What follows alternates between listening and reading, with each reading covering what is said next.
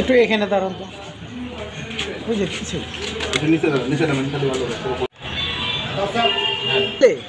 এত রাতে তো গরু যাওয়ার আর কোনো সময় নেই।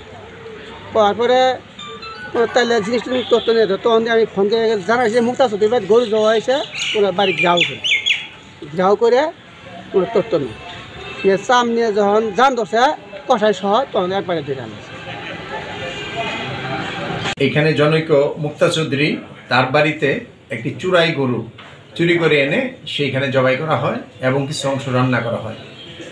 এই গরুটি যিনি যার গরু তিনি বাদী যিনি তাকে গিয়ে শনাক্ত করেন, পরবর্তীতে আমাদেরকে জানালে আমরা তাৎক্ষণিকভাবে ওইখানে টিম পাঠাই। টিম পাওয়ার পরে ঘটনার সত্যতা পাই এবং ঘটনার সাথে জড়িত দুজন ব্যক্তিকে আমরা হাতে নাতে আটক করি। বাকি যারা সদস্য ছিল, চোর ছিল, তারা পালিয়ে যায়। এই সংক্রান্তে আমরা কিছু মাংস এবং যে গরুর চামড়া সেটা জব্দ করেছি।